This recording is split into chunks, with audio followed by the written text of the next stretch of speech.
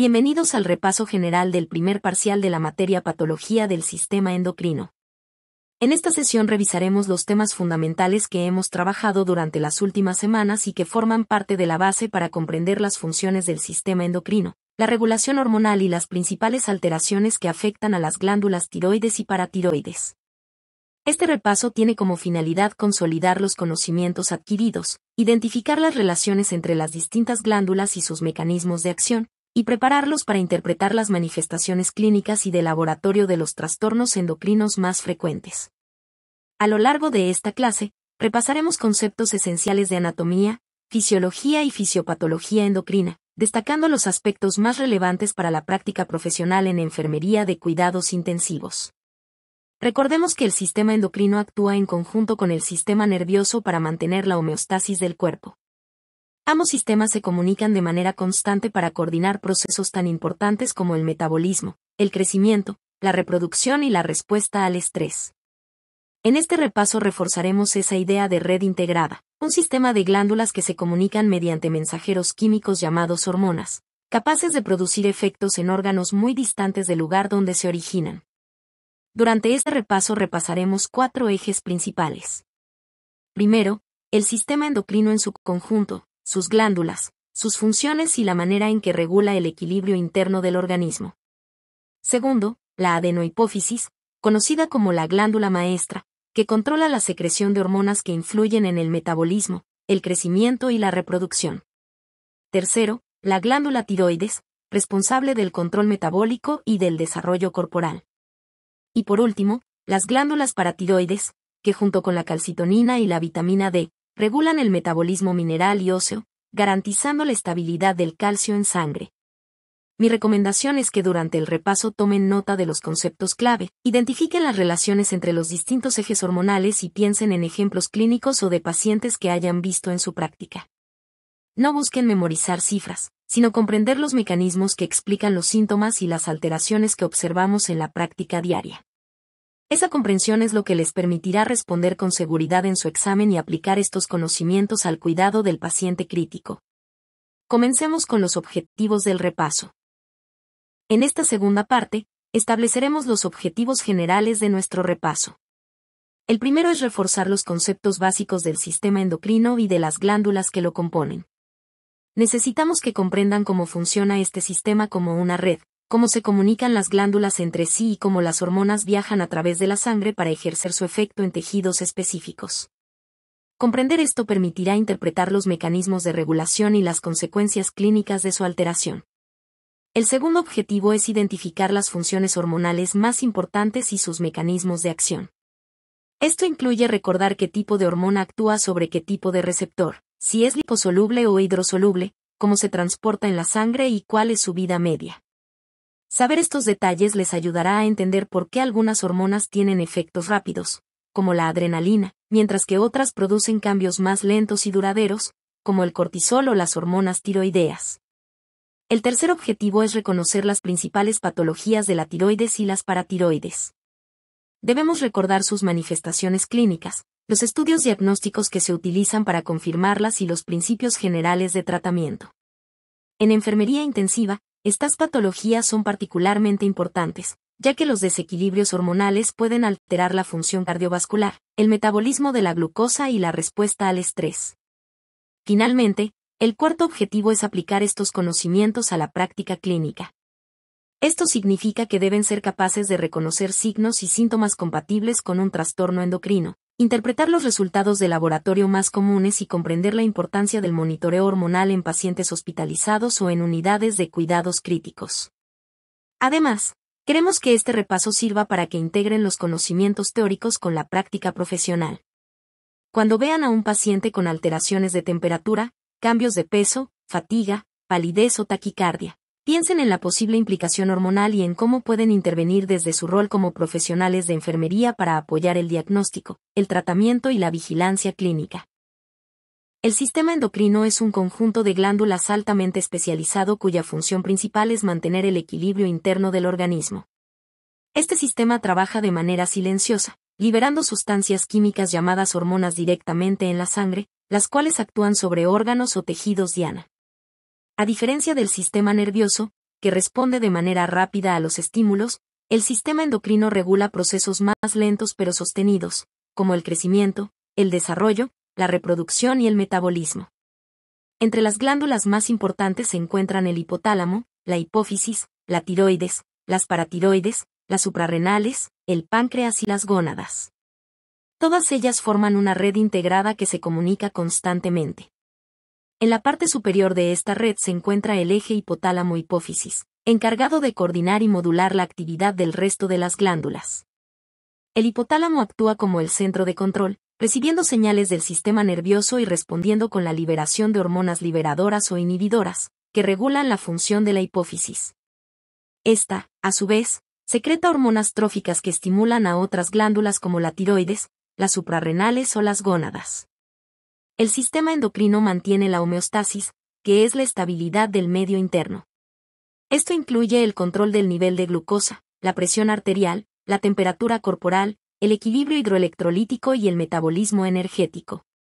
Cuando alguno de estos parámetros se altera, las glándulas endocrinas ajustan la secreción hormonal para restablecer el equilibrio. Este proceso se logra principalmente mediante mecanismos de retroalimentación negativa, donde un aumento en la concentración de una hormona inhibe su propia producción. Comprender cómo opera este sistema es esencial para la práctica clínica. En enfermería, cada signo vital puede estar relacionado con una disfunción endocrina. Una frecuencia cardíaca elevada puede sugerir hipertiroidismo, mientras que una presión arterial baja podría reflejar un déficit suprarrenal. Por ello, al finalizar este repaso, deberán ser capaces de asociar los signos clínicos con los ejes hormonales implicados, recordando que la observación y la interpretación son herramientas esenciales del personal de enfermería especializado. El sistema endocrino tiene múltiples funciones vitales, pero todas comparten un mismo propósito: mantener la homeostasis y coordinar la respuesta del cuerpo ante los cambios del entorno. La primera función es la homeostasis interna.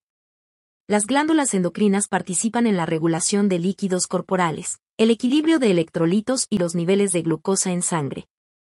Por ejemplo, la insulina y el glucagón regulan los niveles de azúcar, la aldosterona controla la retención de sodio y agua, y la hormona antidiurética evita la pérdida excesiva de líquidos.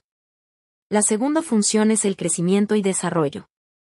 Desde la infancia hasta la adultez, las hormonas son responsables del crecimiento óseo, el aumento de la masa muscular y la maduración de los órganos sexuales. La hormona del crecimiento, GH, y las hormonas tiroideas son fundamentales en este proceso. Un exceso o déficit en su secreción puede alterar la estatura o el desarrollo corporal. La tercera función es la reproducción. Las hormonas sexuales regulan los ciclos menstruales, la producción de espermatozoides, la gestación y la lactancia. Por ejemplo, el eje hipotálamo-hipófisis gonadal se encarga de coordinar la secreción de FSH y LH, que estimulan la producción de estrógenos, progesterona y testosterona. Finalmente, el sistema endocrino cumple un papel crucial en la respuesta al estrés. Ante una situación de peligro, el hipotálamo activa el eje hipotálamo-hipófisis suprarrenal, lo que lleva a la liberación de cortisol y adrenalina. Estas hormonas aumentan la glucosa disponible, elevan la presión arterial y preparan al organismo para responder a la emergencia. En resumen, el sistema endocrino permite que el cuerpo se adapte a las necesidades cambiantes del entorno. Sin él, no podríamos mantener un equilibrio fisiológico estable. Es por esto que cualquier alteración hormonal puede tener repercusiones graves en el organismo, desde un simple cansancio hasta una crisis metabólica potencialmente mortal. Las hormonas son los mensajeros químicos del cuerpo. Su estructura química determina cómo actúan, cuánto duran en la sangre y qué tan rápido generan una respuesta. Podemos clasificarlas en 4 grandes grupos. El primer grupo son las hormonas peptídicas o proteicas, como la insulina, el glucagón y la hormona del crecimiento. Son hidrosolubles, lo que significa que circulan fácilmente por la sangre, pero no pueden atravesar la membrana celular. Por eso, se unen a receptores de superficie en la célula diana y activan una serie de reacciones dentro de ella mediante segundos mensajeros como el AMPC. Su efecto suele ser rápido pero de corta duración. El segundo grupo son las hormonas esteroideas, derivadas del colesterol. Entre ellas se encuentran el cortisol, la aldosterona, los estrógenos y la progesterona. Son liposolubles, por lo que atraviesan la membrana celular y actúan directamente sobre los receptores del núcleo, modificando la expresión de ciertos genes. Sus efectos son más lentos, pero prolongados, y regulan funciones como el metabolismo, el desarrollo sexual y la respuesta al estrés. El tercer grupo lo constituyen las hormonas derivadas de aminoácidos, como la adrenalina, la noradrenalina, la T3 y la T4. Estas hormonas tienen comportamientos intermedios. Algunas son hidrosolubles, otras liposolubles, y su acción depende del tejido donde actúan. El cuarto grupo son los eicosanoides, derivados del ácido araquidónico. Tienen una vida media muy corta y actúan de forma local, regulando procesos como la inflamación, la coagulación y la contracción del músculo liso. Comprender las características de cada tipo de hormona es fundamental para entender cómo actúan los fármacos que las imitan o las bloquean, cómo se interpretan los niveles séricos en laboratorio y por qué algunas alteraciones hormonales se manifiestan de inmediato, mientras que otras tardan semanas en producir síntomas. El mecanismo de acción de las hormonas depende directamente de su estructura química, ya que ésta determina si son solubles en agua o en grasa, y por tanto, cómo se comunican con la célula. Las hormonas liposolubles, como los esteroides y las tiroideas, pueden atravesar la membrana celular con facilidad debido a su afinidad por los lípidos. Una vez dentro, se unen a receptores intracelulares, ya sea en el citoplasma o directamente en el núcleo, donde modulan la expresión genética. Esto significa que pueden activar o inhibir la producción de ciertas proteínas específicas. Por ejemplo, el cortisol estimula la síntesis de enzimas necesarias para la gluconeogénesis, lo que permite al organismo producir glucosa a partir de fuentes no carbohidratadas durante el ayuno o el estrés.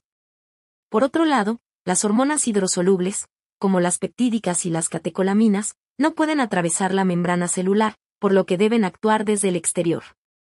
Estas se unen a receptores en la superficie de la célula, desencadenando una serie de reacciones en cascada dentro del citoplasma mediante moléculas llamadas segundos mensajeros, como el AMP cíclico, el GMP cíclico, el calcio-calmodulina o la tirosina sinasa. Un ejemplo clásico es la acción de la insulina, que al unirse a su receptor activa vías intracelulares que permiten el ingreso de glucosa y la síntesis de glucógeno en el músculo y el hígado. Además, las hormonas se regulan principalmente por mecanismos de retroalimentación o feedback. El más común es el negativo, en el que un aumento en la concentración de una hormona o de su efecto inhibe su propia secreción. Un ejemplo claro es el eje hipotálamo-hipófisis suprarrenal. Cuando el nivel de cortisol en sangre se eleva, este envía señales al hipotálamo y a la hipófisis para disminuir la liberación de CRH y ACTH, evitando una sobreproducción.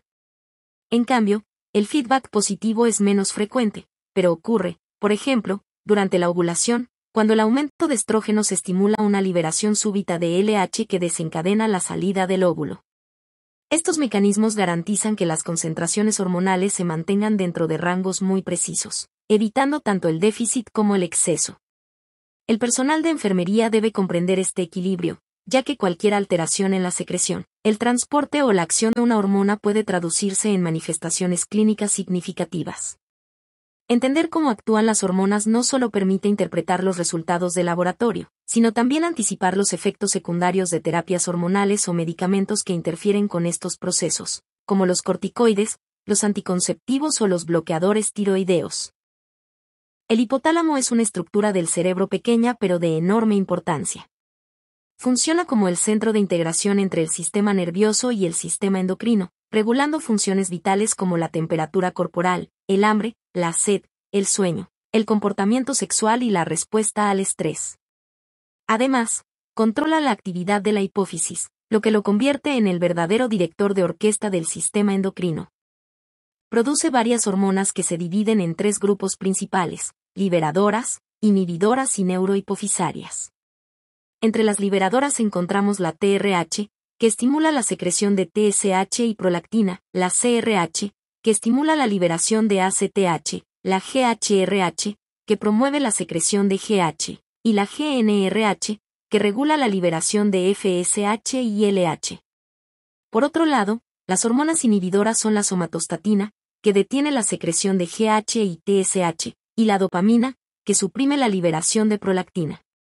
Finalmente, las hormonas neurohipofisarias son la oxitocina y la vasopresina o ADH. La oxitocina actúa en el útero y en las glándulas mamarias, facilitando las contracciones del parto y la eyección de la leche, mientras que la ADH regula la reabsorción de agua en los riñones y mantiene la presión arterial. El hipotálamo recibe constantemente información del cuerpo, como la temperatura, los niveles de glucosa o el estrés, y responde ajustando la secreción hormonal.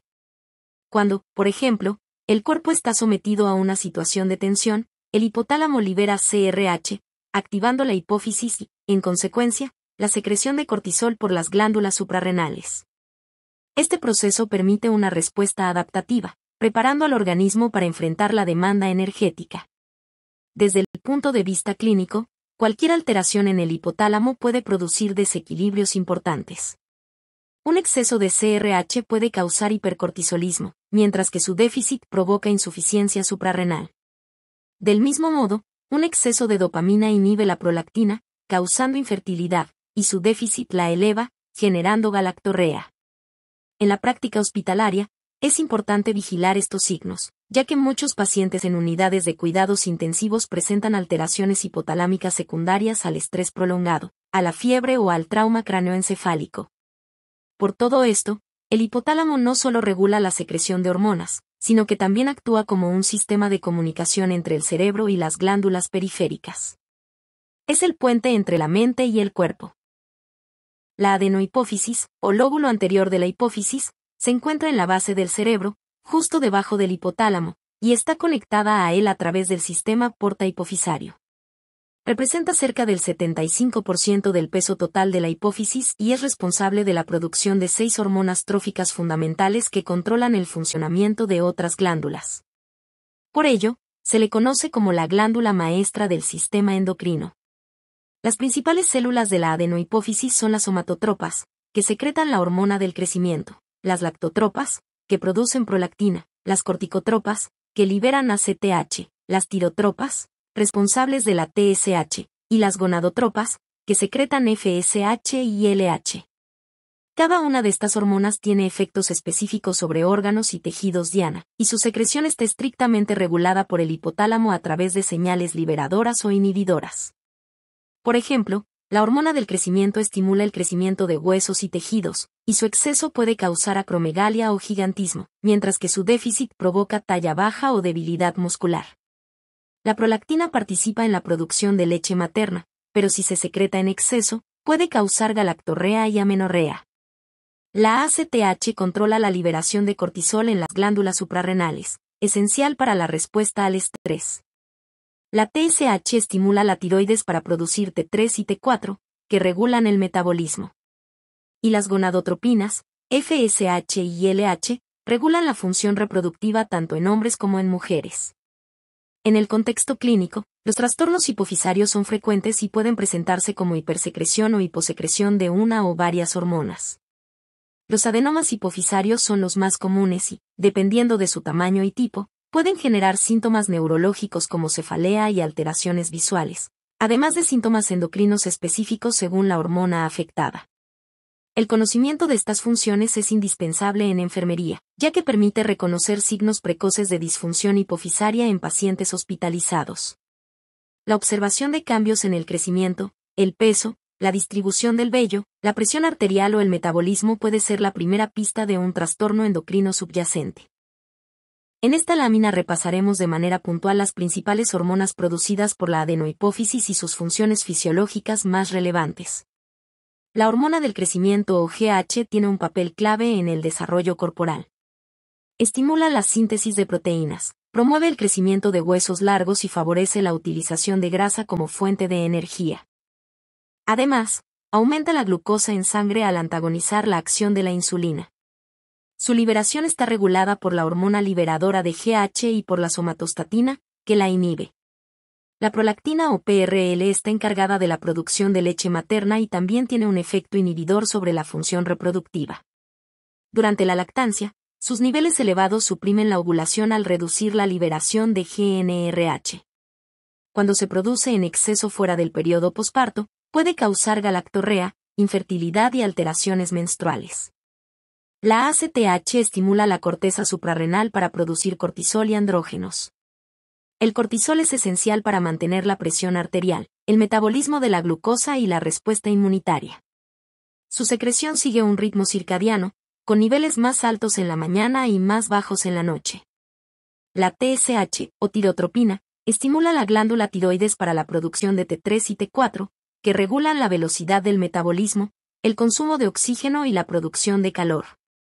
Por último, las gonadotropinas FSH y LH regulan la función de las gónadas. La FSH estimula el desarrollo folicular y la espermatogénesis, mientras que la LH desencadena la ovulación y promueve la producción de testosterona en los hombres. Cada una de estas hormonas se regula por un eje específico y por mecanismos de retroalimentación. En la práctica clínica, cuando hay alteraciones, se deben evaluar tanto la hormona hipofisaria como la producida por la glándula periférica para determinar el origen del problema. El personal de enfermería debe estar familiarizado con los signos clínicos de hipersecreción o hiposecreción de estas hormonas, ya que su detección temprana puede prevenir complicaciones graves y facilitar el tratamiento adecuado. La hormona del crecimiento es una de las más importantes por su influencia sobre casi todos los tejidos del organismo. Su secreción es pulsátil y se incrementa durante la noche, especialmente en las fases profundas del sueño. Su acción está mediada por una proteína llamada IGF-1, producida principalmente en el hígado, que es la encargada de mediar los efectos anabólicos de la GH.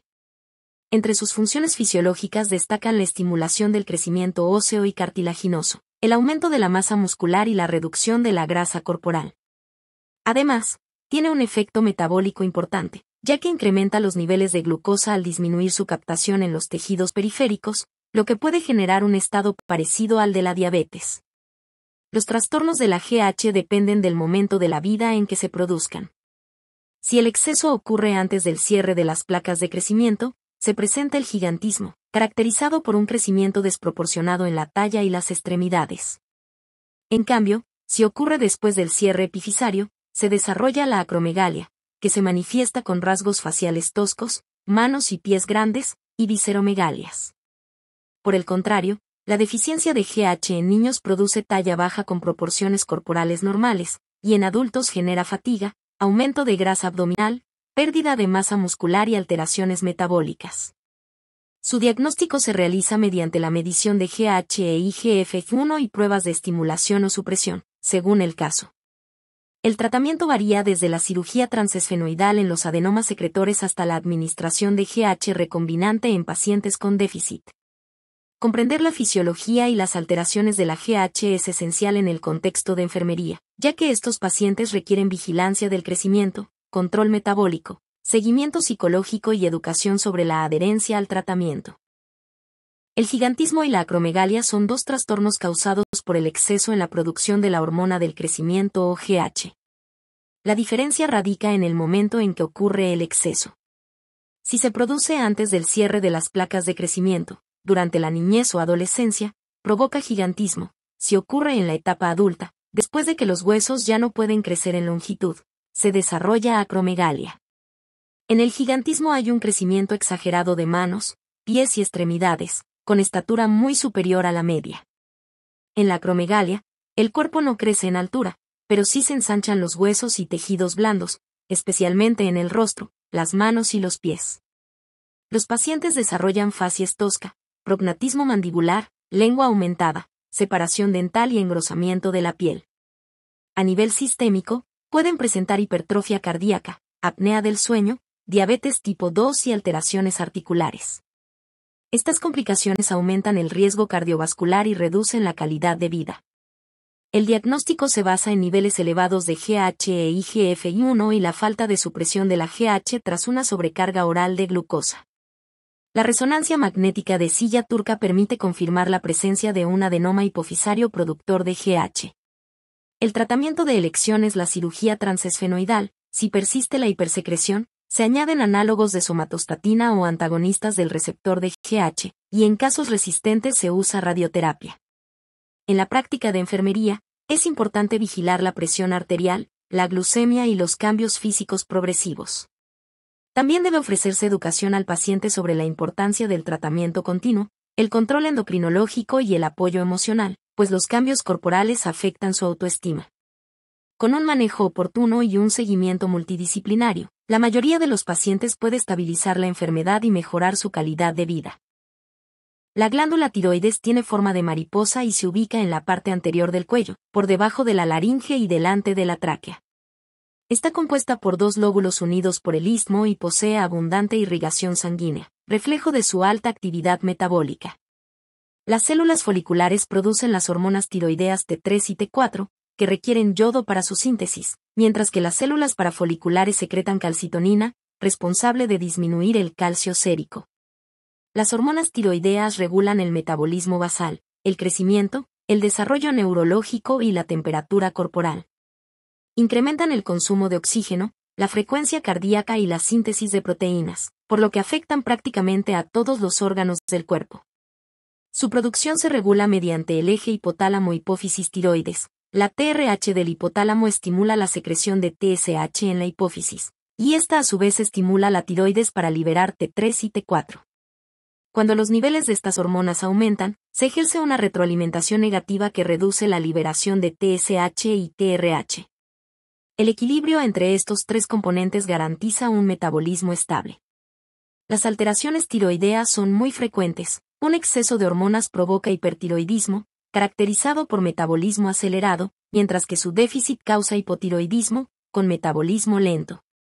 El personal de enfermería debe conocer los valores normales de TSH, T3 y T4, así como reconocer signos clínicos de disfunción, como cambios de peso, intolerancia al frío o calor, fatiga o temblores. En pacientes hospitalizados, la observación de estos síntomas y la correcta interpretación de resultados de laboratorio son claves para la detección oportuna de trastornos tiroideos. El hipertiroidismo es una enfermedad caracterizada por la producción excesiva de hormonas tiroideas, lo que acelera el metabolismo y afecta múltiples órganos. La causa más común es la enfermedad de Graves, un trastorno autoinmune en el que anticuerpos estimulan de manera continua el receptor de TSH, provocando una liberación incontrolada de T3 y T4. También puede deberse a bocio multinodular tóxico, adenoma tiroideo o fases iniciales de tiroiditis. Los pacientes suelen presentar pérdida de peso con apetito conservado o aumentado, taquicardia, hipertensión, temblor fino, nerviosismo, sudoración, intolerancia al calor y, en casos graves, exoftalmos o protrusión ocular. El exceso de hormonas aumenta la sensibilidad a las catecolaminas, lo que explica la hiperactividad y la ansiedad. Una complicación grave es la tormenta tiroidea, emergencia que cursa con fiebre alta, arritmias, agitación y coma, y que requiere manejo intensivo inmediato con antitiroideos, yodo, beta-bloqueadores y corticoides. El diagnóstico se confirma con T3 y T4 elevadas y TSH suprimida. En la práctica de enfermería, el monitoreo de signos vitales, temperatura y estado mental es esencial. El tratamiento incluye medicamentos antitiroideos, yodo radiactivo o cirugía, según la causa. El personal de enfermería debe instruir al paciente sobre la adherencia terapéutica, los signos de alarma y la necesidad de control periódico, ya que una recaída puede ser peligrosa. Reconocer a tiempo el cuadro clínico permite prevenir complicaciones cardiovasculares y neurológicas graves. El hipotiroidismo es la deficiencia en la producción de hormonas tiroideas, lo que genera una desaceleración general del metabolismo. La causa más frecuente es la tiroiditis de Hashimoto, una enfermedad autoinmune que destruye progresivamente la glándula. También puede presentarse tras cirugía, radioyodo, deficiencia de yodo o por medicamentos como el litio. Los síntomas se desarrollan lentamente y pueden pasar desapercibidos: fatiga constante, somnolencia, intolerancia al frío, piel seca, cabello quebradizo, aumento de peso, estreñimiento, voz ronca y bradicardia. En mujeres puede producir alteraciones menstruales e infertilidad. En casos graves, se presenta el coma mixedematoso, una urgencia que cursa con hipotermia, depresión respiratoria y alteración del estado de conciencia. El diagnóstico se basa en TSH elevada y T4 baja, lo que indica hipotiroidismo primario. Si la TSH es baja y las hormonas tiroideas también, el origen es hipofisario o hipotalámico. El tratamiento consiste en la administración de levotiroxina, ajustando la dosis según controles de laboratorio. Desde la enfermería, es esencial supervisar la adherencia al tratamiento, ya que la suspensión puede agravar los síntomas. El medicamento debe tomarse en ayuno y no combinarse con alimentos ricos en calcio o hierro. También se debe vigilar la respuesta terapéutica y posibles signos de sobredosificación, como palpitaciones o insomnio.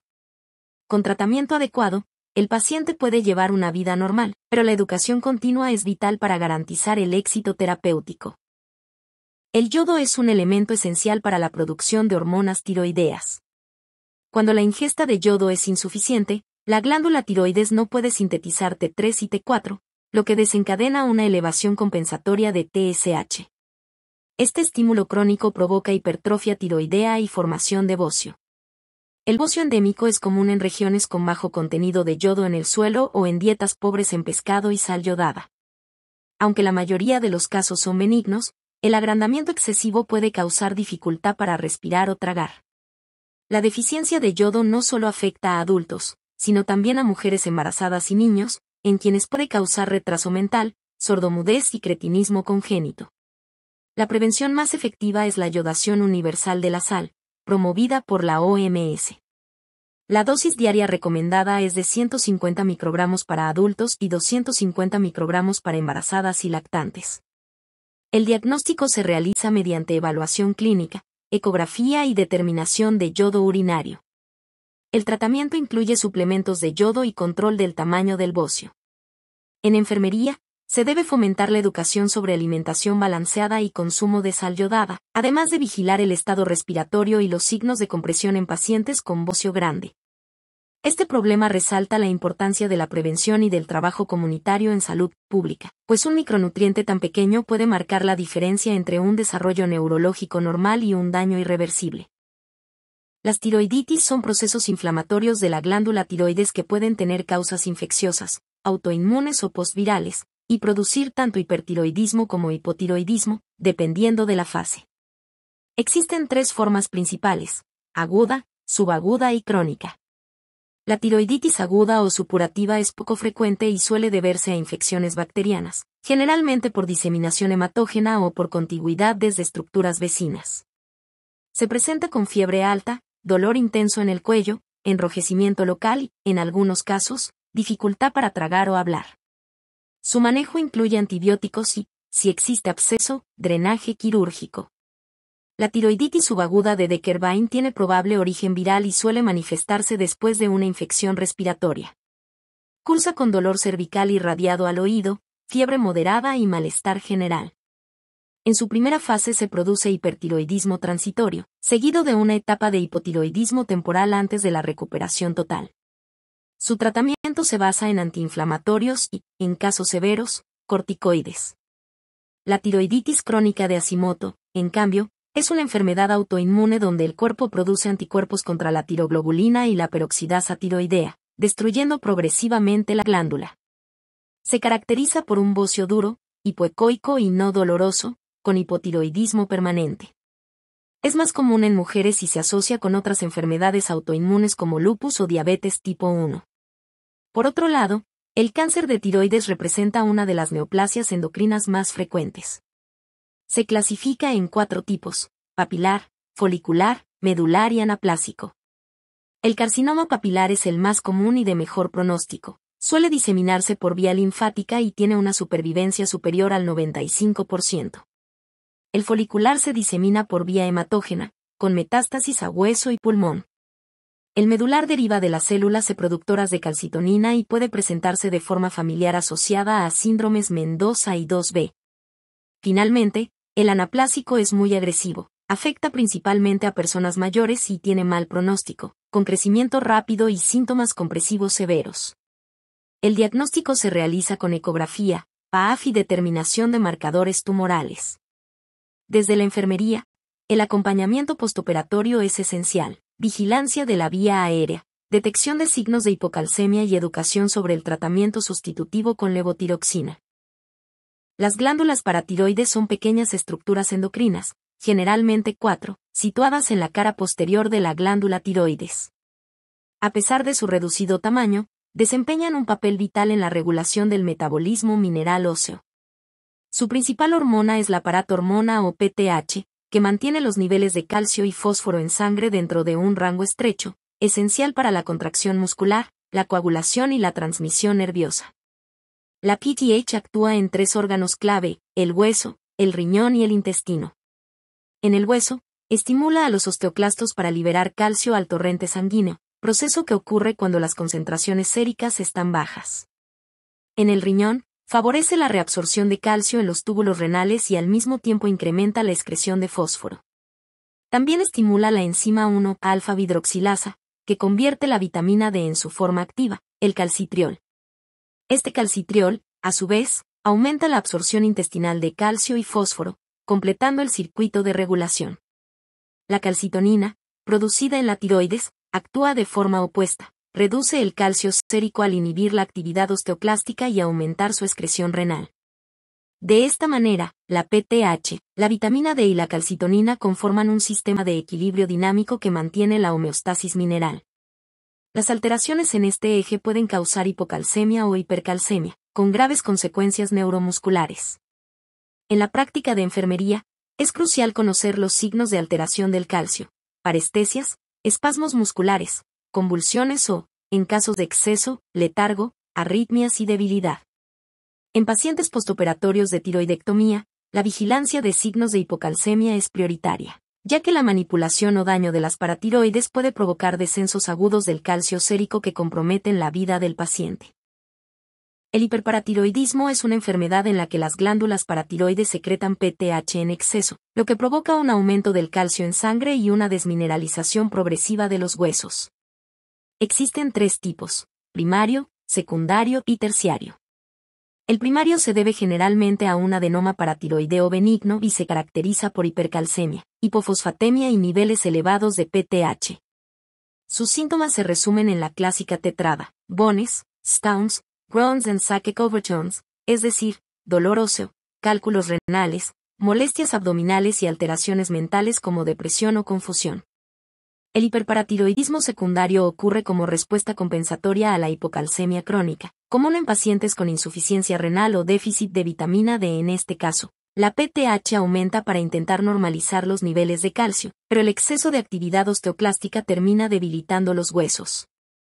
Finalmente, el terciario aparece cuando la secreción de PTH se vuelve autónoma tras una estimulación prolongada, incluso después de corregir la causa inicial. El diagnóstico se basa en la medición simultánea de calcio, fósforo y PTH séricos.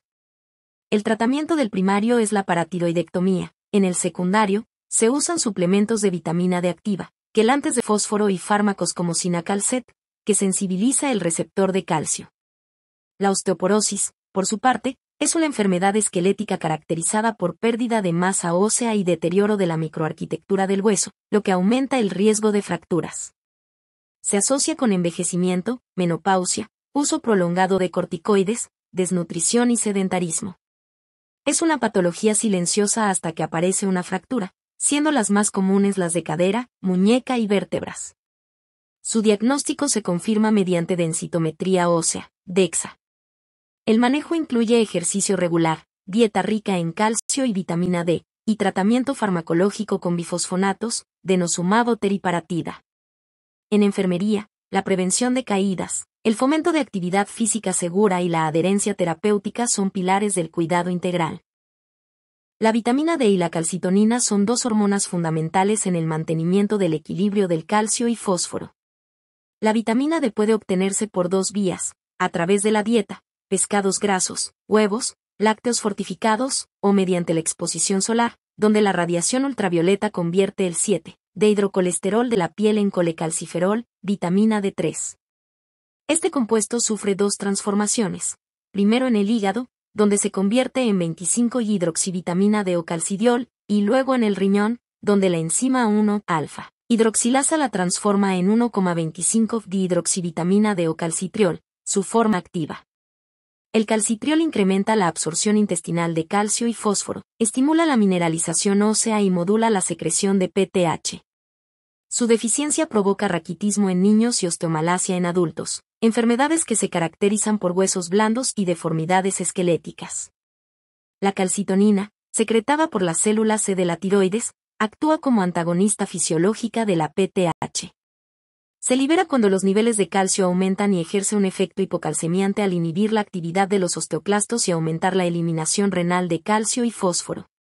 Aunque su papel fisiológico es menos determinante que el de la PTH y la vitamina D, tiene aplicaciones clínicas importantes. Se utiliza como marcador tumoral en el carcinoma medular de tiroides y como agente terapéutico en la hipercalcemia maligna y la enfermedad de Paget ósea.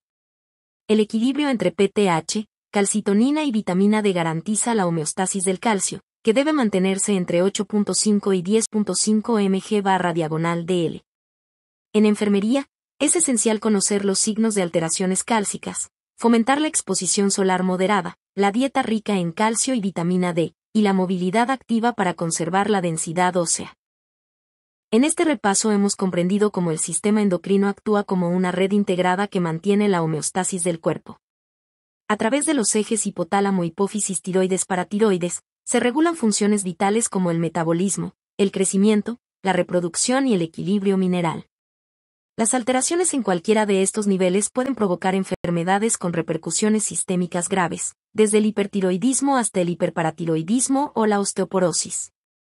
El papel del profesional de enfermería es fundamental para la detección temprana de signos clínicos, la vigilancia de parámetros fisiológicos y la educación del paciente. Reconocer manifestaciones como la taquicardia en el hipertiroidismo, la fatiga en el hipotiroidismo, la hipercalcemia en el hiperparatiroidismo o la pérdida de masa ósea en la osteoporosis permite actuar con oportunidad y mejorar el pronóstico.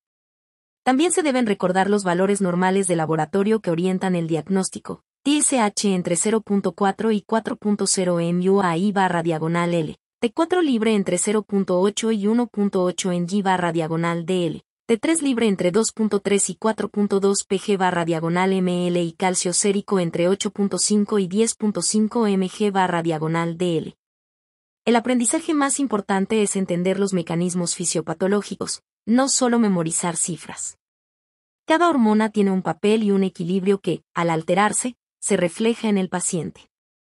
En el contexto de cuidados intensivos, donde los cambios metabólicos son frecuentes, la observación y el conocimiento endocrino son herramientas que salvan vidas. Este repaso busca fortalecer la comprensión de esos procesos, fomentar el pensamiento crítico y recordar que detrás de cada parámetro hay una función vital que mantener. Con esta base sólida, estarán preparados para abordar su examen, sobre todo, para aplicar este conocimiento en su práctica profesional con seguridad y criterio clínico.